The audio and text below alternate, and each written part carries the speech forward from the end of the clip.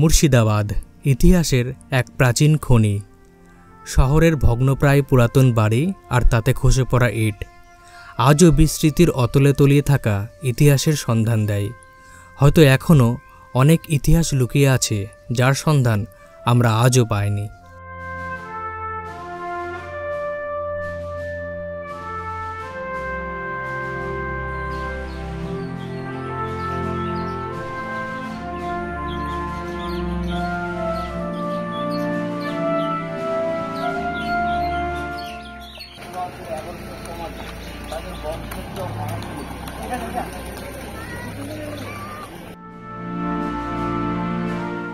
বিশ্বাসঘাতকতার প্রতিশব্দ মির্জাফর। রাজনীতি হোক আর খেলাধুলা, বিশ্বাসঘাতকদের আমরা আজও মির্জাফর বলে ডেকে থাকি। তবে এখানেই কিছুটা অযাচিত ভুল আমরা করে ফেলি। জগৎ শেঠ, অমিচাঁদ, ঘসেটি বেগম, রাজা কৃষ্ণচন্দ্র এই নামগুলো নেওয়াটার কিছুটা আবশ্যিকতা নেই কি?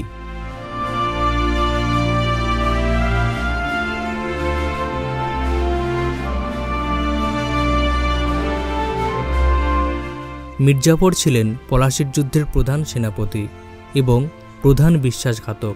তার অধীনে সৈন্যবাহিনীর যুদ্ধে অংশগ্রহণ না করা ও তার বাংলা বিরোধী পদক্ষেপের জন্য বাংলার শেষ স্বাধীন নবাব সিরাজউদ্দৌলাকে পরাজয় বরণ করতে হয়।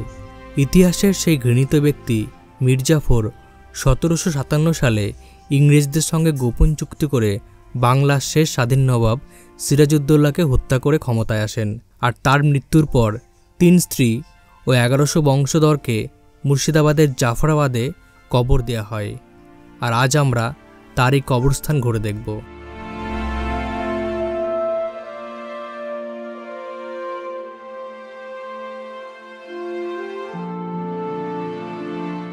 যে জায়গাটায় এসেছেন এই জায়গাটার নাম হচ্ছে জাফরাগঞ্জ। ভিতরে আছে মির্জাফর, তার পারিবারিককে নিয়ে 1100 সমাধি আছে। ভিতরে 1100 কবর বলি না, যেগুলো মেন তাদের কবরগুলো বুঝিয়ে দিই। যে হাজারদুয়ারি প্যালেসটা দেখতে এসেছেন এটা তার মালিকের কবর আছে, নাম নবাব নাজিম হুমায়ুন শাহ।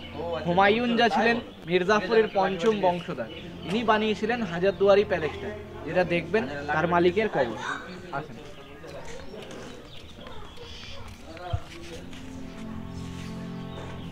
দ্বিতীয় কবরটা হুমায়ুন শাহর বাবা, এনার নাম হচ্ছে ওয়ালাজা। নবাবি করেছেন 3 বছর 1821 থেকে 24। 3 নম্বর কবর যেটা আছে হুমায়ুন শাহর কাকা, এনার নাম আলিজা। এটা হুমায়ুন শাহ তাই তো? না, ওটা হুমায়ুন শাহ, এটা হুমায়ুন শাহর বাবা। আচ্ছা, ওটা হুমায়ুন শাহ, এটা হুমায়ুন শাহর বাবা, বাবার কবর। আর এটা হচ্ছে কাকার কবর, হুমায়ুন শাহর কাকা বাবা। আর এটা হচ্ছে ওয়ালাজা, এটা আলিজা। আসেন।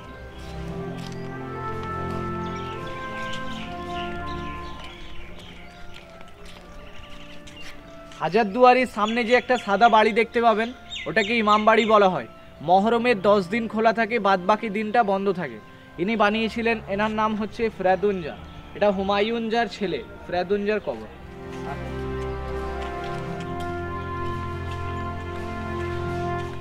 মির্জাফরের 5টা ছেলে ছিল, সব থেকে বড় ছেলে ছিল মিরন, যার কবর বিহারে আছে রাজমহলে কবর। মিডিল লাইনে 4টে ছেলের কবর, মোবারকদুল্লাহ, আশরাফদুল্লাহ, এটা সাইফুদ্দৌলা, ওটা নাজেমউদ্দৌলা। এখানে বলবেন নামটা? এটা মোবারকদুল্লাহ, আচ্ছা। এটা আশরাফদুল্লাহ, এটা সাইফুদ্দৌলা, ওটা নাজেমউদ্দৌলা। 4টে ছেলের কবর এখানে। একটার বিহারে আছে রাজমহলে কবর।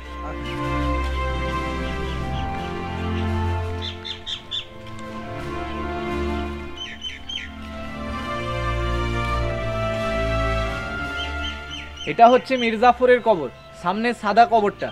2 পাশে 2টো কাকা আছে, নাজাপি, মাঝখানে মির্জাফর। মীর মোহাম্মদ জাফর খান, শর্ট নাম মির্জাফর। এটাই মির্জাফরের কবর। এটা মির্জাফরের কবর, হ্যাঁ।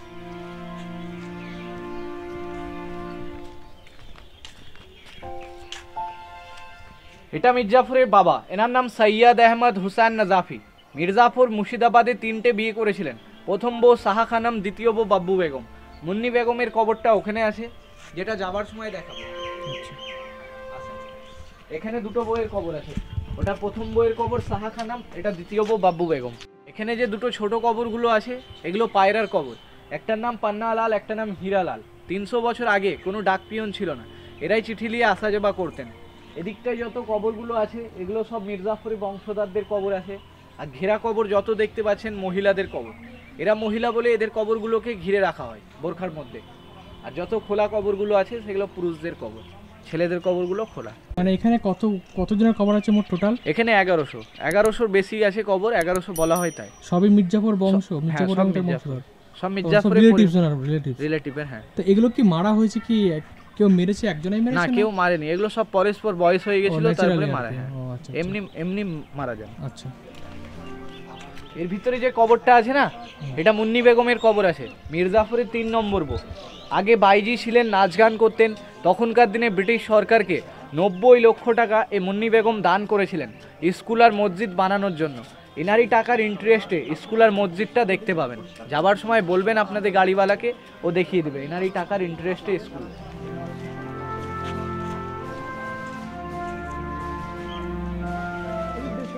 এদিকটায় যত কবরগুলো দেখতে পাচ্ছেন এগুলো সব হচ্ছে ওনাদের বংশধর আছে, সবই মির্জাফরের বংশধর। যদি ভাবছেন আপনারা ঘুরবেন, তাহলে আপনি যে এদিক দিয়ে যে ঘুরে আসতে পারেন, আর যদি না ঘুরবেন তাহলে চলে আসেন, হয়ে গেছে বোঝানো।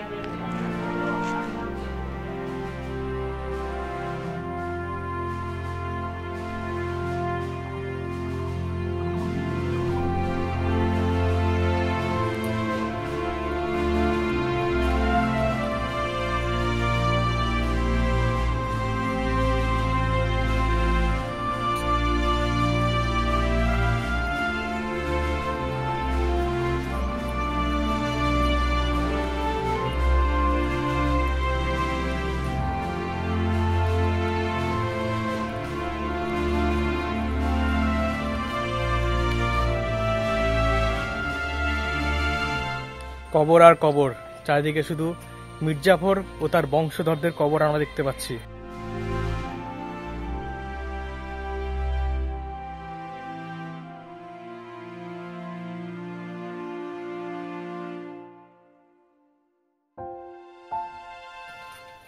এইসবই। কোথা থেকে এসছেন আপনারা? আমরা এসছি গফরপুর। কত দূর এখান থেকে? নবগ্রাম থানা। আচ্ছা।